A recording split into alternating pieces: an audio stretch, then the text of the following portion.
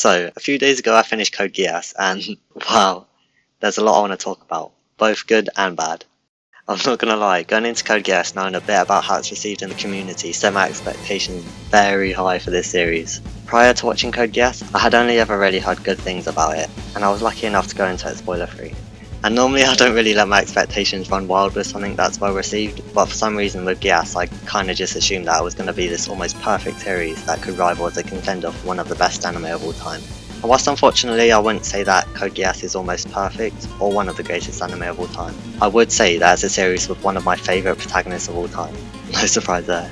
And a series which highs, in my opinion, easily make up for inconsistencies or flaws in its writing.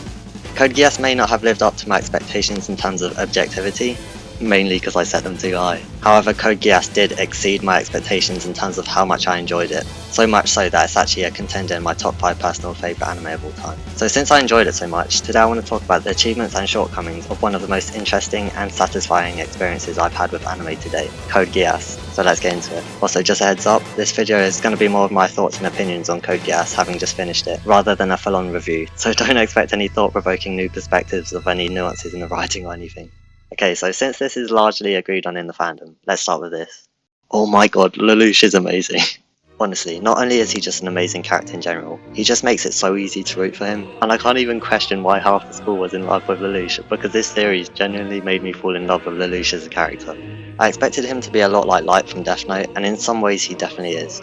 He's extremely smart and has a very ambitious goal, and can even be considered as the antagonist of the show. But throughout the series I kept thinking to myself, what makes Lelouch more likeable? Or maybe likeable isn't the word, but what makes Lelouch someone you'd want to root for more than someone like Light? Because from my experience I see a lot of people rooting for L to defeat Light, whereas it seems like it's almost unanimous that everyone wants Lelouch to succeed in his plan. And this could be because L is a likeable character that opposes Light, where Suzaku is a lot less liked by many. But I also just think that Lelouch is just an admirable person for the most part.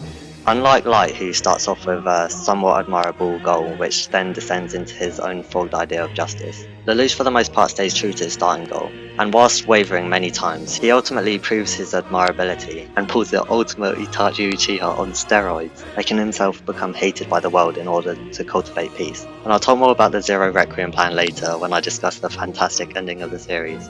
But I think another thing that makes Lelouch such a likeable character is due to what he's fighting against. And whilst his main goal is to create a better world for Nunnally, the way to achieve that is by taking down the racist, corrupt, unjust empire that is Britannia. And get ready for another Death Note comparison. I think it's much easier to cheer for Lelouch because he is fighting against such a despicable empire, and although a lot of innocent people die, we also actively see him ridding of a lot of truly abhorrent people as well. So it's so easy to cheer for someone taking down a racist organisation, unless you're racist yourself, and no one likes a racist. Isn't that right, Nina? But in Death Note we rarely see Light using the Death Note on anyone we're made to truly despise. Also, all of this Lelouch praise may seem like I'm downplaying how great of a character Light is, and that's very far from the truth. Light is easily comparable to Lelouch in terms of how great they are as protagonists, but the point I'm trying to make is that, in my opinion, Code Geass portrays Lelouch as a likeable character with admirable goals that the viewer will root for, whereas Death Note, as the series goes on, tries to make Light not only the bad guy in the eyes of the world, but also potentially in the eyes of the viewer or reader themselves, which is equally impressive. So now that we've talked about the greatest character in Code Geass, let's talk about the worst. And I've already mentioned her once before. Shirley. I'm joking. It's Nina. I was going to start this section off by shouting, I hate Nina! But I'm going to stay calm, she doesn't deserve any of my energy. But I mean, how could you not hate this character with a passion? Ever since she revealed herself to be a racist weirdo, I was like, I can't wait. At the end of the series, she's going to get one-shot Luffy vs Celestial Dragon punched, absolutely clapped, and it's going to be so satisfying. But then, well yeah, Nina is now up there in my most hated character list, with some of the greats.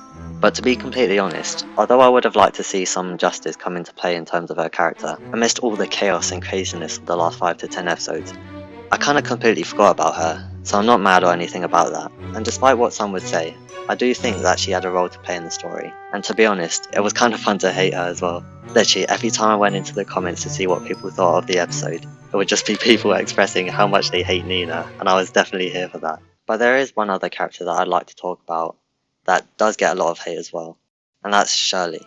I'd also like to know what you guys think of her. because she's a really weird one for me. She is a very tragic character, but her character archetype kind of resembles that of like Sakura and Orihime. And warning, breaking news, I don't think I've mentioned this on the channel yet, but I don't hate Sakura or Orihime. But for some reason I really didn't like Shirley, even though she reminds me of them too. That's kind of all I have to say about her really. I just want to know what most people think about her, and those who genuinely like Shirley, why do you like her?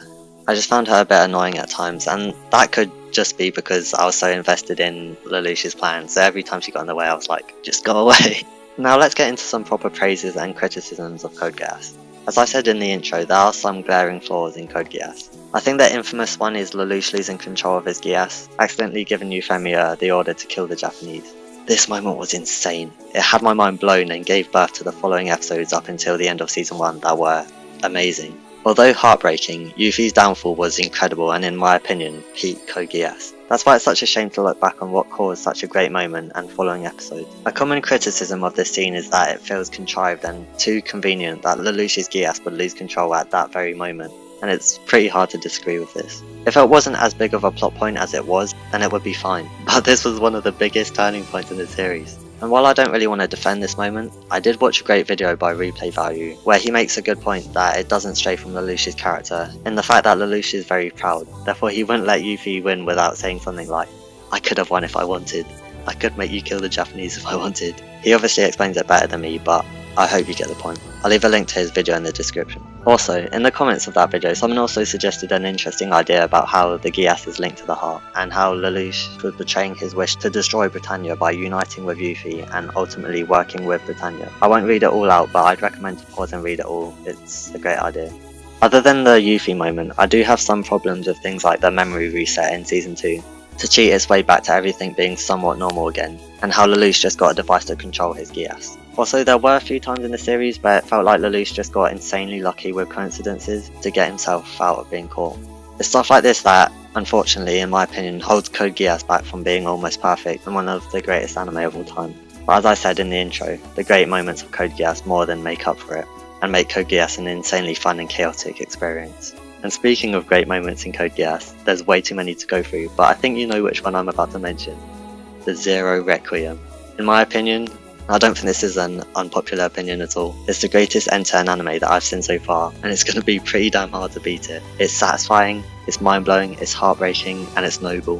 For a few episodes we finally get to see Lelouch as Emperor of Britannia after finally outplaying in the war, and then, as I said earlier, Lelouch pulls the fattest Itachi by turning the world against him. It was such a great idea that was perfectly fitting for both the end of the series and the end of Lelouch v Britannia. In the words of Lelouch himself, the only ones who should kill are those who are prepared to be killed. If the king doesn't move, then his subjects won't follow. Lelouch cemented himself as one of the greatest protagonists of all time by sacrificing himself to bring down the previously corrupt Britannia, creating a better world for Nunnally and the people of Japan. The only thing he failed to achieve was to be there to live in that world with Nunnally. And that's what's so heartbreaking about this scene. Lelouch wanted to live on with Nunnally but had to die for the plan, while Suzaku wanted to die more than anything but had to live for the plan, becoming Zero, the symbol that he absolutely despised. Also, I'm just realising now that Lelouch's death is a direct parallel to when he first shows up in front of the public as Zero. They're both a debut of sorts, his debut of becoming Zero and the debut of his end as Zero. Some other things that I quickly want to mention before this video gets too long are that the soundtrack is absolutely magnificent. When I listen to it, I feel like a king. Also, I don't know about the dub, but the voice acting in the sub was excellent, and something that just immersed me further into this great series. I did want to talk about other characters like Suzaku and C2, and other individual scenes, but I don't have time to do them justice, and discuss them in depth in this video, so if you want to hear my thoughts on them, let me know. And those were my thoughts of Code Geass after recently just finishing it. It was an incredible series with some unfortunate flaws, but also some iconic moments with an even more iconic protagonist. I've seen that there's a few Code Geass movies, but I'm pretty sure they're not canon. But still, let me know if they're worth watching. I'd be interested to check them out. And with that being said, thank you guys for watching, and I'll see you in the next video. Thanks.